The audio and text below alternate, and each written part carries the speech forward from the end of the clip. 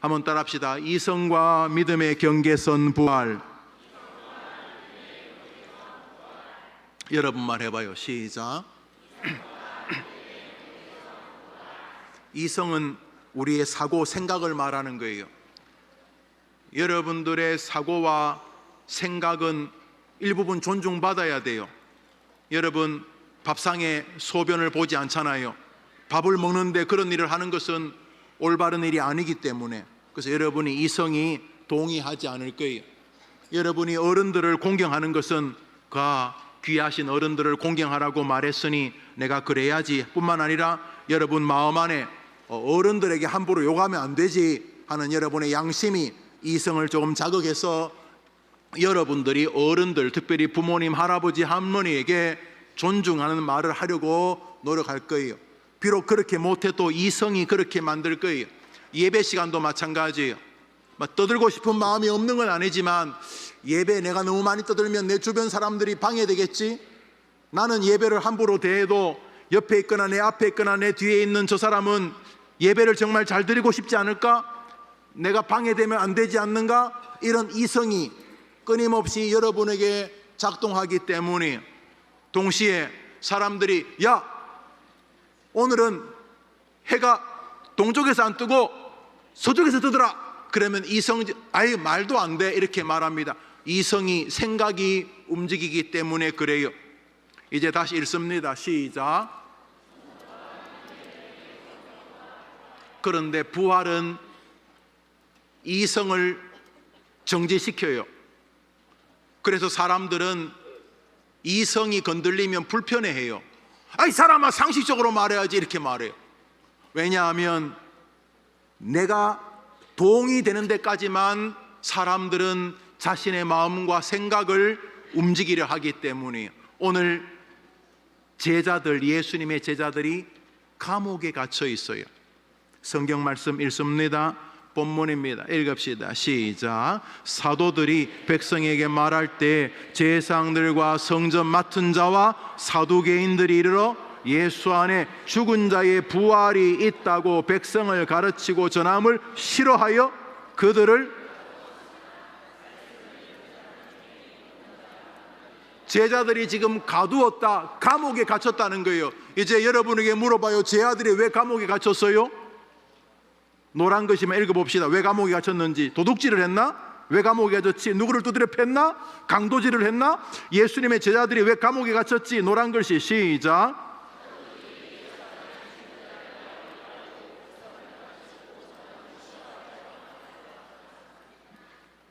사람들이 예수님의 제자들을 무슨 이유 때문에 싫어했어? 싫어. 싫어. 짜증나. 싫어해가지고 그들이 힘이 있었는지 제자들을 감옥에 가두었어. 그런데 제자들을 왜 가두었다고? 예수 안에 죽은 자의 부활이 있다고 백성을 가르치는 것이 싫었어.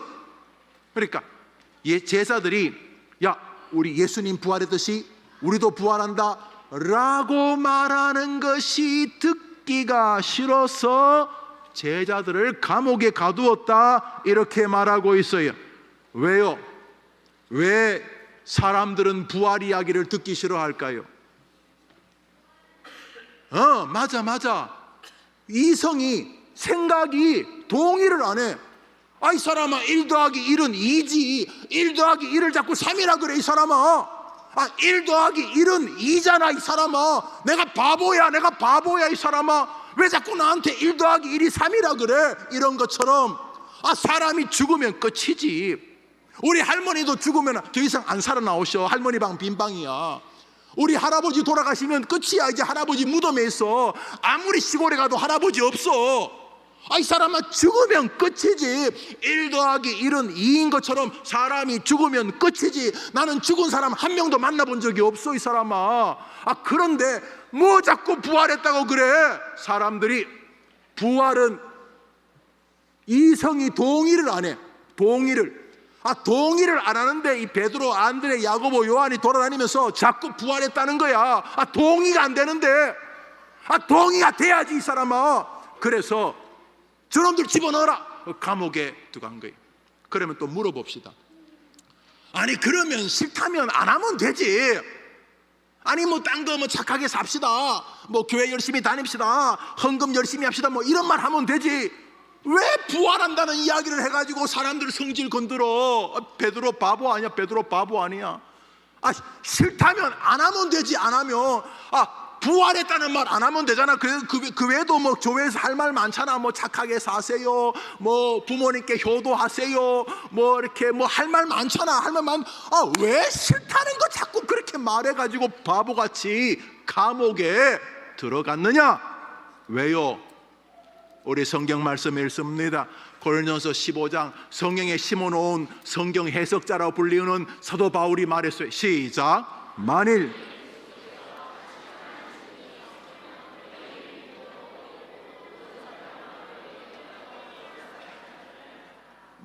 뭐가 없으면 우리 믿음이 헛되다고요?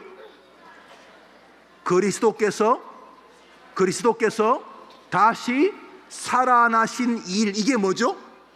그 두 자로 그리스도께서 다시 살아난 것을 뭐라 그래요? 부활. 그러니까 부활이 없으면 뭐가 헛되다고요?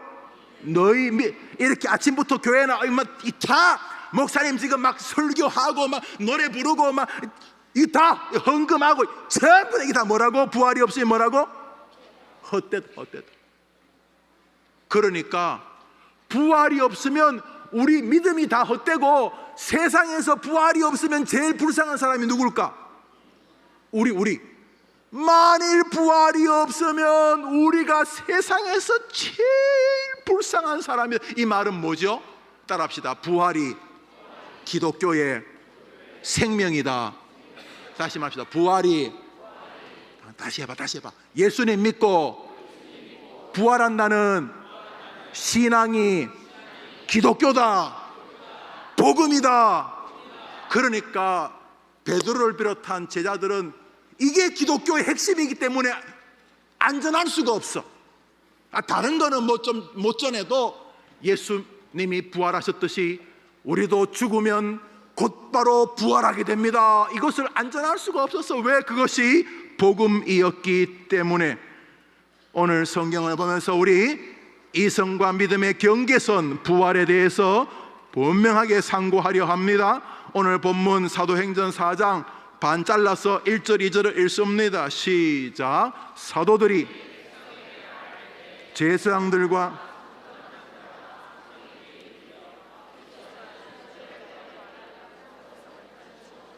한번 따라합시다. 싫어하여. 뭘 싫어할까? 사람들은 부활 이야기. 사람들은 부활 이야기 싫어해. 부활 이야기 하면 싫어해. 아주 교회 오면 마음 평안해. 그런 말 좋아해. 교회 오면 좋은 말 들을 수 있어. 그런 말도 좋아해. 그저 너도 모태신앙이니까 그냥 교회는 가야 안 되겠니? 그래 가죠. 뭐 까짓 한 시간 가죠. 그냥 편하게 올 수 있어. 그냥 교회 와서 노래 그냥 노래할 수, 교회 와서 일하면 돼. 일할 수 있어. 그런데 부활 이야기하면 믿음 없는 사람은 불편해지기 시작해.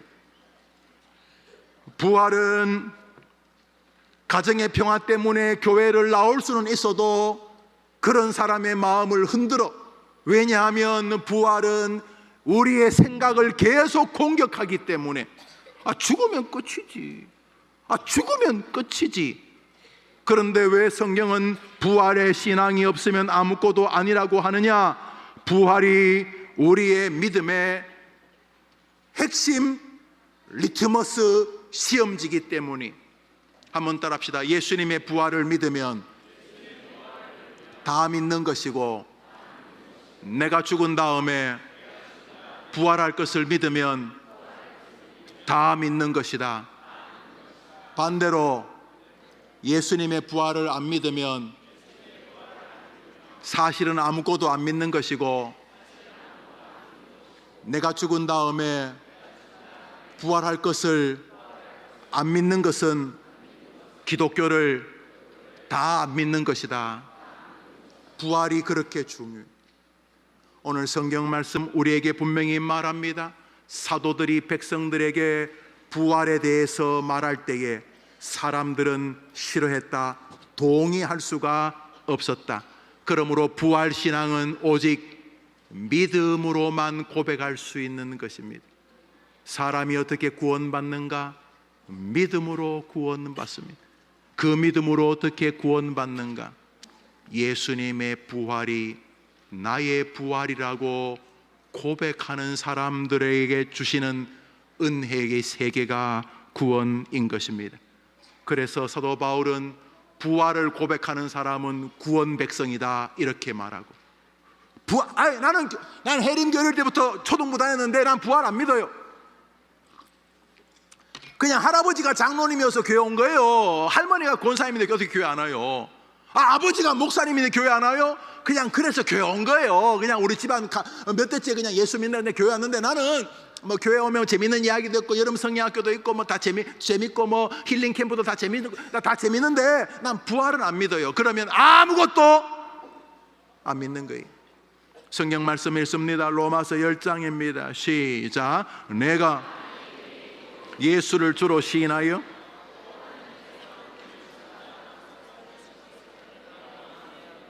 구원을 받으리라.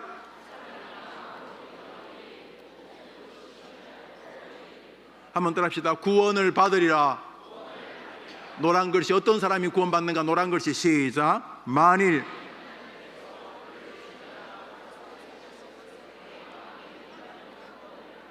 그가 누굴까요? 그가 예수님. 하나님께서 예수님을 죽은 자 가운데, 십자가에서 죽으셨잖아요. 죽은 자 가운데서 3일 만에 살리신 것을 네가 믿으면 뭐를 받는다고요? 다시 따라합시다. 부활을 믿는 사람이 구원의 백성이다. 이제 여러분이 물어봐요. 한번 따라합시다. 하나님, 저는 해림교회에서 예수님의 부활과 나의 부활을 분명히 믿기를 원합니다. 저에게 부활의 신앙을 주시옵소서. 동의하면 아멘 해봐요. 아멘. 우리 부모님들, 할아버지, 할머니들, 이 시간 여러분이 여러분의 자녀들에게 보여야 할 것은 여러분의 마음속에 있는 부활의 신앙이어야 합니다. 여러분이 사랑하는 자녀들이 여러분을 보면서 죽음이 끝인 것처럼 살면 얘들이 무슨 구원의 세계를 누립니까? 여러분을 보면 이 땅이 전부인 것처럼 사시면 얘들이 어떻게 부활 신앙을 누립니까? 네가 예수의 부활을, 너의 부활을 믿으면 구원을 받으리라 성경이 말했는데, 부활을 안 믿고 어떻게 구원을 받습니까? 저 성경을 찢어버릴까요? 그래서 부모님들, 할아버지, 할머니, 아빠, 엄마, 형, 누나, 언니, 동생 모두, 이곳에 있는 해림의 모든 하나님의 백성들이 예수님이 반드시 부활하셨듯이 부활의 첫 열매 되신 예수님 따라 나도 반드시 하나님 앞에서 부활할 줄 믿습니다 고백하게 되기를 축원합니다. 오늘 저 본문 로마서를 가만히 보십시오. 첫 단어가 뭡니까? 너가, 따라합시다. 만일, 한번 따라합시다. 너가 만일 부활을 믿으면, 저 말은 조건문입니다. 쉽지 않다는 거예요. 부활은 믿음의 세계이지 상식의 세계가 아니라는 거예요. 그래서 만일이라는 말은 어렵다는 거예요. 앞과 뒤가 다른 거예요. 여러분, 만일이라는 말은 확정된 것이나 내가 의심하지 않는 것에 쓰는 단어가 아닙니다. 여러분이 이제 좋은 대학에 시험을 쳤어. 그런데 발표 당일날 여러분이 합격을 통지서를 받았어. 그리고 여러분이 합격자 명단에 있어. 드디어 여러분이 완전히 합격한 거 맞아. 여러분 마음에 공부를 열심히 했는데 내가 정말 가고 싶은 대학에, 가고 싶은 학과에 내가 입학을 했어. 와, 내가 드디어 입학을 했어. 자, 그러면 그 합격 통지서를 받고는 만이라는 말을 쓰지 않아. 한번 더 합시다. 만일 내가 이 대학에 들어간다면 얼마나 좋을까? 들어갔다니까. 들어가서 합격했어. 합격. 만일 들어가면 얼마나 좋을까는 말이 안 돼. 합격했어.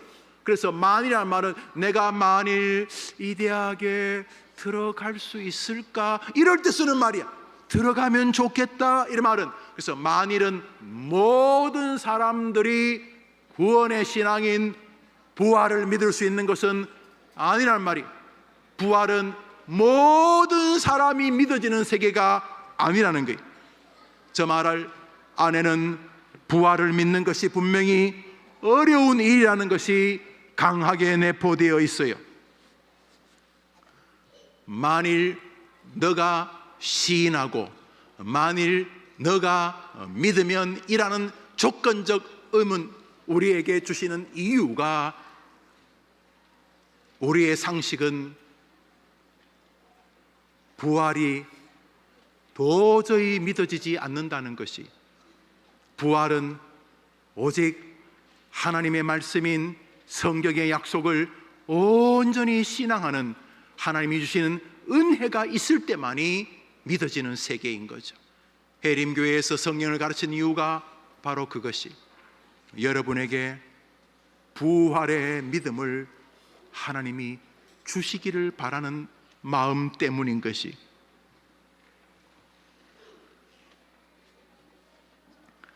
한번 따라합시다. 부활을 믿으면 모든 것을 다 믿는 것이고, 부활을 믿지 않으면 모든 것을 믿지 않는 것이다. 그래서 하나님은 우리에게 예수님을 믿으면 부활의 신앙을 조금씩 싹트게 해주십니다. 가만히 있어보자. 예수님이 죽음 가운데서 살으신 것처럼 나도 죽음 가운데서 살 것이 아닌가? 아니, 저 천국 죽은 다음에 다른 세계가 있겠는가? 부활 신앙이 싹트기 시작하면서 사람들은 하늘과 땅을 연결하게 됩니다. 그래서 사람을 대할 때, 말 한마디 할 때도 부활 신앙에 자꾸 생각이 있게 됩니다.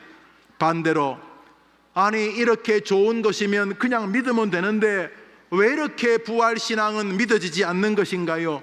이유가 있어요. 사단이 여러분들이 부활 신앙을 가지는 것이 얼마나 위대한 하나님의 사람이 되는지 알기 때문에, 부활 신앙이 있는 사람은 천국의 힘을 당겨서 오늘 쓸 수 있습니다. 부활 신앙이 있는 사람은 어떤 어려움에서도 하나님이 자기를 다시 일으키실 것을 확신하게 됩니다. 그러니까 부활 신앙을 가지면 믿음이 없던 어린 초등학생이 든든한 하나님의 사람이 되고, 힘들어하는 부모님을 도리어 위로하는 아빠, 부활의 주님이 계시잖아. 주님은 다 쓰러진 것을 일으켜 세울 수 있는 분이셔. 부활신앙은 어린아이가 부모님도 위로해내고, 부활신앙은 비겁한 베드로가 그 어린아이가 아저씨도 예수님하고 한편이지요 하면서 할 때 아니야 하고 예수님을 저주까지 하며 도망다니던 비겁자 베드로를 부활신앙을 통해서 위대한 사람으로 만드는, 누가 협박하고 죽이려고 그래도 나는 예수의 부활을 증거하지 않을 수 없다 이렇게 만들어. 왜요? 그 비겁자가 왜 그래 됐어요? 부활 신앙을 가지면 사람은 담대해지는 거예요. 믿음하면 아멘 해봐. 아멘. 오늘 사도행전 1장을 전반을 좀 보겠습니다. 읽읍시다. 사도들이 읽습니다. 시작. 사도들이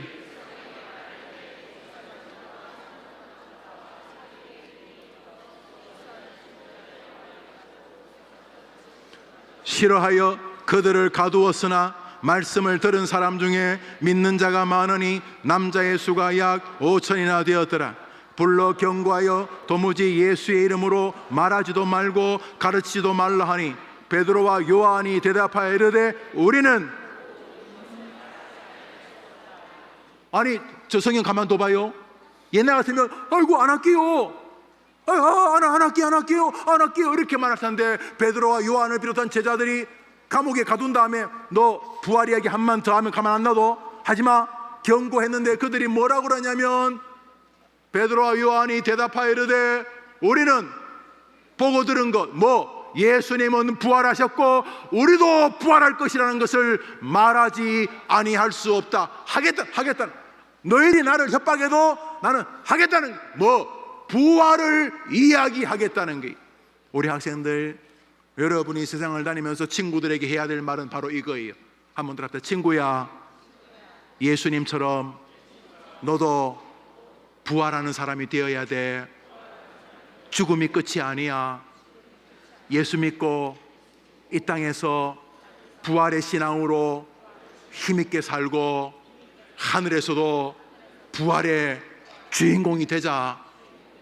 여러분이 어렵겠지만 이것이 일생을 힘있게 사는 그리스도인의 길이다, 이런 이야기.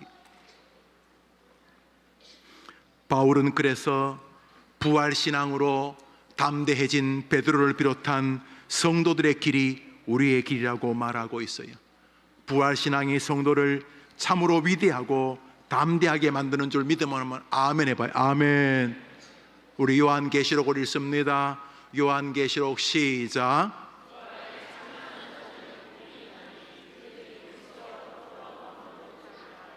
여러분, 이 땅에서 부활에 참여한다는 건 뭐예요? 하나님, 저는 부활신앙을 가지고 살 거예요. 저는 지금 교통사고로 죽든지, 그렇진 않겠지만, 혹은 몹쓸 병으로 죽든지, 혹은 나이가 70살, 80살, 90살 할아버지 할머니 나이가 돼서 죽든지, 나는 언제 죽어도 나는 분명히 예수님처럼 부활할 것이고, 나는 부활한 다음에는 내가 이 땅에서 부활하시는 예수님을 믿고 나도 부활한다는 믿음을 가졌기 때문에 내가 부활하는 그날, 노란 글씨 읽읍시다. 노란 글씨 그리스도의 시작.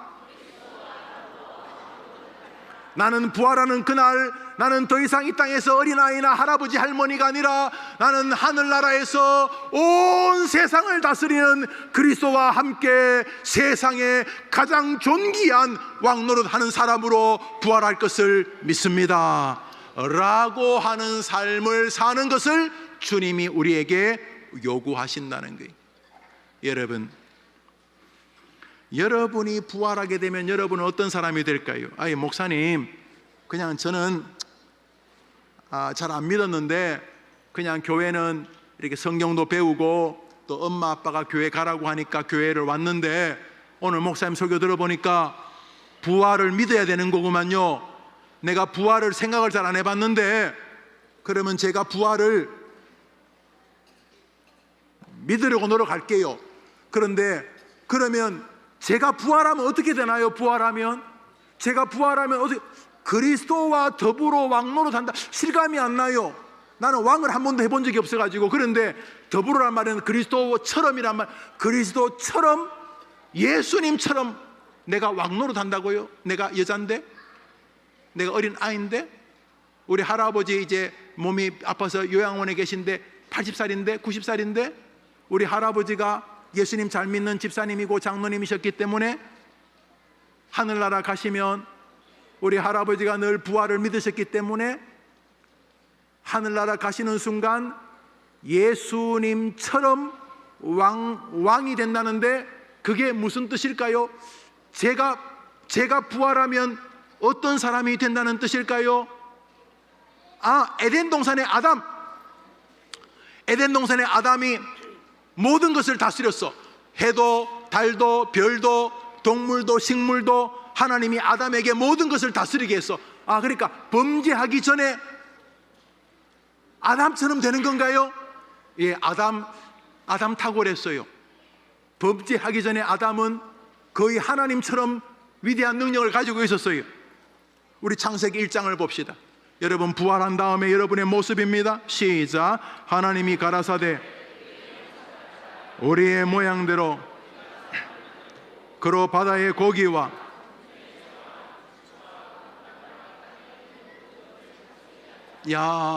에덴 동산에서 아담은 탁월한 사람이었어요. 하나님의 형상으로 만들어져서 모든 것을 다스리는 인물이었어요. 그러면 목사님, 내가 부활하게 되면 에덴 동산에 그 아담처럼 되는 건가요? 아니, 우리가 이 땅에서 예수님을 구주로 믿고 하늘나라에서 부활하게 되잖아요.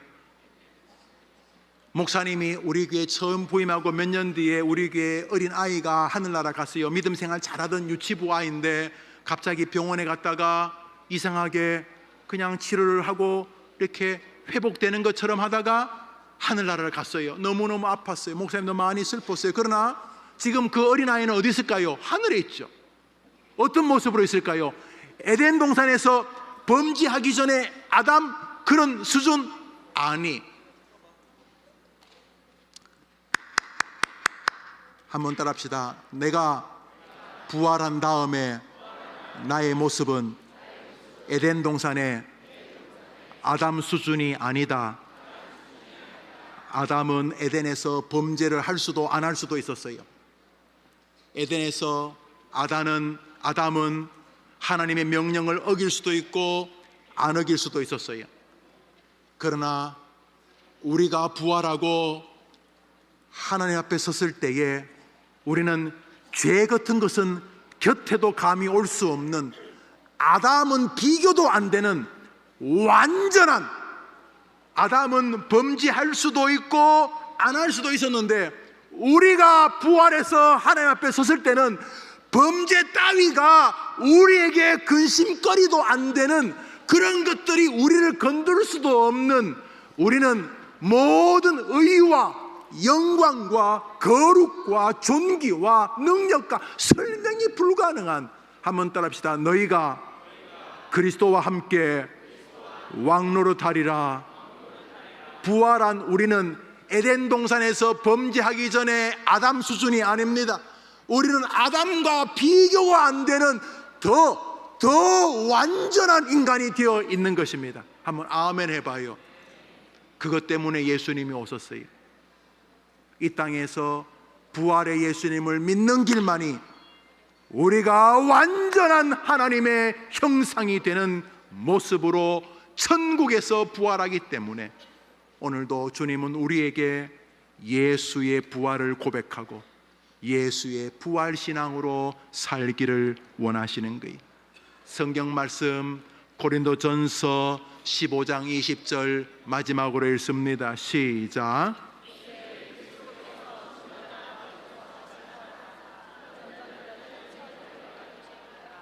한번 따라합시다. 예수님은 부활의 첫 열매이시다. 목사님은 어릴 때 과수원을 목사님의 아빠가 하셨어요. 주로 사과가 많았는데 가을이 되면 사과가 익기 시작해요. 그런데 햇볕을 이렇게 잘 받은 사과는 이렇게 나뭇잎이 가리지 않고 햇볕이 이렇게 잘 이렇게 햇볕과 마주보는 있는 사과는 좀 빨리 익어요. 햇볕을 받으면 사과가 파란 것이 빨개지거든요. 그런데 이렇게 밑에 있고 나무 가지에 그늘 있고 또 나무 잎사귀 밑에 있어서 햇볕을 잘 못 받은 사과는 아직도 좀 파래요. 그렇지만 농부는 알아요. 빨간 사과가 익어가기 시작하면서부터 며칠 뒤에는 나머지 사과도 익어가겠구나 하는 걸 다 알아요. 한번 따라합시다. 예수님이 우리의 부활의 첫 열매가 되셨다. 당연히 따라합시다. 당연히 나도 예수님을 따라 부활에 동참하게 될 것이다. 우리 다 한번 따라합시다. 나는 죽음이 끝이 아닌 사람이다. 대답해봐요. 왜요? 죽음이 끝이 아니에요? 뭐 할 것이기 때문에. 다시 묻습니다. 우리는 죽음이 끝이 아닙니다. 왜요? 누가? 여러분이. 부활절을 맞아서 목사님은 우리 교회 아동부 학생들이 부활에 대해서 생각하게 되기를 바라요. 한번 따라합시다. 죽는 것이 무척 무섭기는 하지만은 죽음도 나를 이길 수는 없다. 예수님이 부활하셨기에 나도 죽음으로 끝나지 않고 부활할 것이기 때문이다. 기도합시다. 자비로우신 하나님 아버지,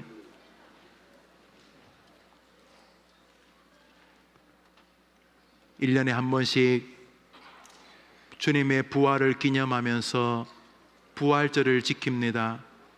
특별히 이렇게 아버지, 엄마, 할아버지, 할머니와 함께 예배하는 우리 아동부 학생들의 마음속에 어렴풋한 죽음도 멀리 보일 텐데 죽음 이후에 부활이 뭐 중요하겠는가? 사단이 이런 생각을 밀어넣고 부활 이야기만 안 하면 네 마음대로 믿으라고 부추기면서 우리 어린 아이들이 부활신앙을 가질까봐 사단이 버들버들 떠는 것은 부활신앙의 능력이 있기 때문인 것을 압니다.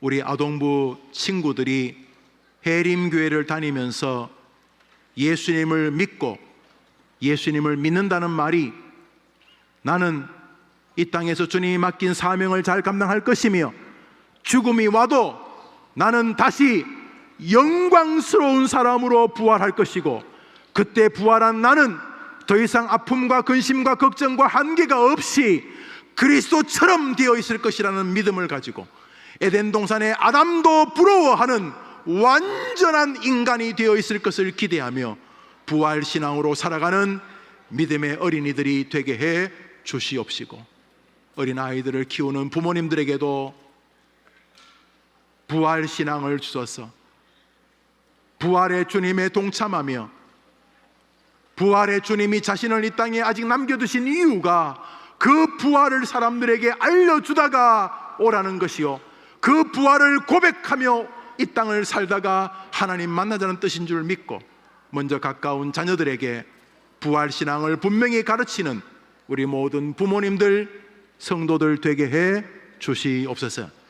이 아이들을 믿음으로 말씀으로 키우려고 노력하는 부모님과 우리 주일학교 선생님들, 각 반의 선생님들에게 특별한 은혜를 주셔서 이 어린아이들이 비록 어리지만 예수님을 구주로 믿는다는 것의 의미가 죽음과 죽음 너머에 대한 소망, 부활인 것을 가르칠 수 있도록 은혜를 주시옵소서. 아름답게 예배하고 주님께 영광을 돌린 이들에게 하나님이 가장 좋은 것으로 영광으로 은혜 주실 줄 믿고 예수님 이름으로 기도합니다. 아멘. 자, 축도합니다. 구주 예수님의 은혜와 하나님의 사랑과 성령님의 교통하심이 베드로와 요한을 비롯한 제자들이 부활 이야기했다고 감옥 보내는 것을 보면서 아, 사람들은 부활을 싫어하는구나, 사람들은 부활을 잘 안 믿는구나, 반대로 마귀는 우리가 부활을 이야기하면 겁내는구나, 한 사람이 부활신앙을 가지면 위대해지는구나, 나는 부활신앙을 가지고 이 땅과 저 하늘을 영원히 기쁨으로 살아가리라 다짐하면서 예수님의 부활이 나의 부활이라고 고백하며 나는 이 땅에서 최선을 다해 맡겨진 사명을 잘 마치고 죽음 이후에 하나님 앞에 부활하여 완전한 인간으로서 그리스도와 함께 왕노릇하게 될 것입니다. 나는 분명히 부활을 믿습니다 라고 고백하고 그렇게 살아가기로 다짐하는 예배하는 모든 하나님의 백성들 위해 영원토록 함께 있을지어다. 아멘.